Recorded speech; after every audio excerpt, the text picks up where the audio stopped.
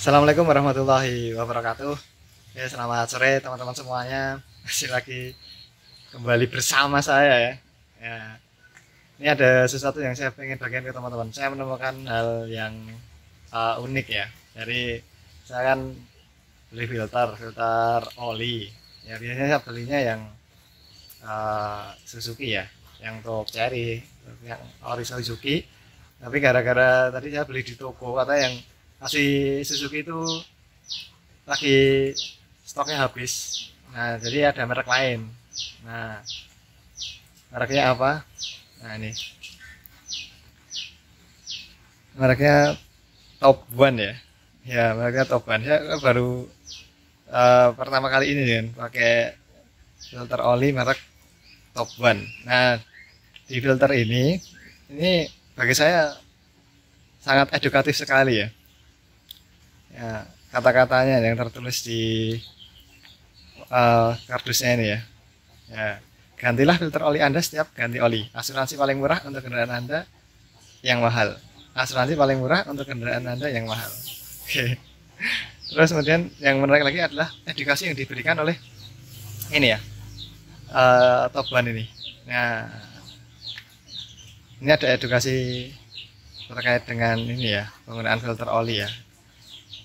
Apakah kendaraan Anda sering mengalami satu, perjalanan pendek di bawah 6 km tiap harinya ya. Dua, stop and go driving, perjalanan penuh kemacetan, rem dan gas. Kemudian perjalanan dengan kecepatan tinggi di jalan tol dan udara panas. 4, jalanan berdebu dan rusak. 5, perjalanan menanjak atau menarik beban gitu kan. Maka gantilah filter oli Anda setiap ganti oli.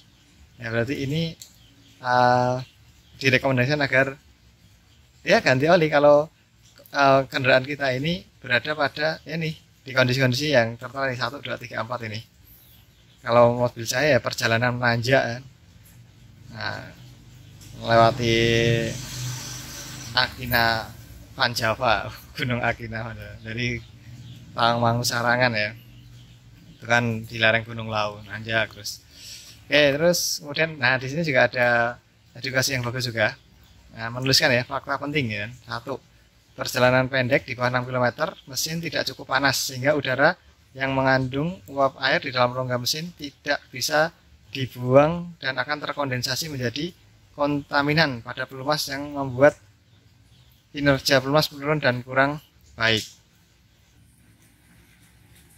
Yang kedua, pada saat mesin di starter, pelumas pada mesin belum efektif, terutama pada liner silinder karena penyekatan level pelumas pada liner belum efektif sehingga campuran udara yang mengandung uap air dan bahan bakar bocor ke rongga crankcase yang mengakibatkan kontaminasi dan oksidasi pada pelumas. 80% kausan terjadi pada kondisi ini dan akan lebih parah lagi bila kinerja pelumas kurang baik.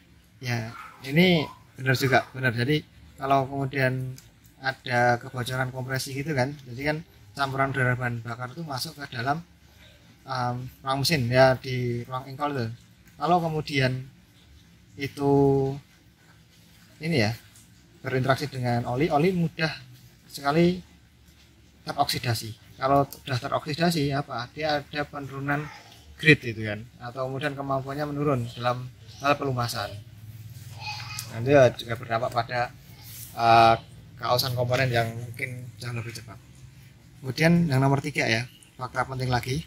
Dalam pelumas yang baik terdapat beberapa aditif yang berfungsi menaikkan kinerja pelumas: penyekat, pembersih, pendingin, anti gesek, anti foam, antioksidan, dan lain-lain. Pada kondisi pelumas terkontaminasi atau teroksidasi, aditif tersebut akan cepat rusak atau habis, yang akan menurunkan kinerja pelumas. Tanpa aditif, pelumas tidak bisa melindungi mesin. Ya, ini juga benar juga nih. Jadi emang pelumas itu berfungsi sebagai penyekat, pembersih, pendingin, anti gesek, anti foam ini ya nggak boleh berbusa dan antioksidan dan sebagainya dan lain-lain. Kemudian faktor keempat ya, 500 cc pelumas bekas selalu tertinggal pada filter oli lama. Pelumas yang telah terkontaminasi mengandung lumpur dan bersifat asam, akibat oksidasi akan tercampur dengan pelumas baru. Pelumas lama tersebut akan menjadi pemicu kerusakan aditif pelumas baru Anda. Jangan biarkan pelumas baru tercampur dengan pelumas bekas yang sudah terkontaminasi. Ya, ini juga benar juga. Jadi emang kalau kita ganti oli, tap oli, pasti akan ada yang tertinggal di filter oli. Namun kadang juga tergantung posisi filter lah ya. Jadi kalau posisinya filternya itu tegak lurus misalnya gitu kan, nah itu mungkin ya sedikit. Tapi kalau posisinya itu dari apa ya, di bawah maksudnya, atau mangkokannya itu di bawah misal gitu, dan juga mungkin kalau cherry posisinya ini kan horizontal, ya itu mesti akan ada yang tertinggal. Jadi ya memang kalau mau cari baiknya emang diganti gitu kan. Tapi ya itu tadi, kalau semakin banyak ganti ya biayanya tinggi ya. Kadang kalau ganti itu ada yang per 5.000, nah, itu bagus sekali ya per 5.000 atau bahkan 10.000.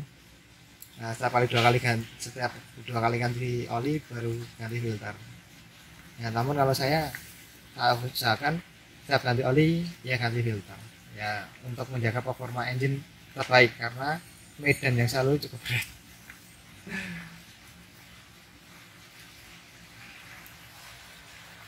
Oke, baik, itu tadi sharing singkat terkait dengan filter oli ya. Nah, ini bagus juga nih Top Ban memberikan kardus yang ada edukasinya nih. Nah, mungkin ini juga bisa ditiru oleh pabrikan yang lain ya. Jadi juga mengedukasi masyarakat, tapi ya edukasinya tetap edukasi yang benar ya. Nah, ini alhamdulillahnya edukasinya jelas benar itu. Oke, terima kasih telah menyaksikan video ini, semoga bermanfaat. Dari saya cukup sekian. Assalamualaikum warahmatullahi wabarakatuh.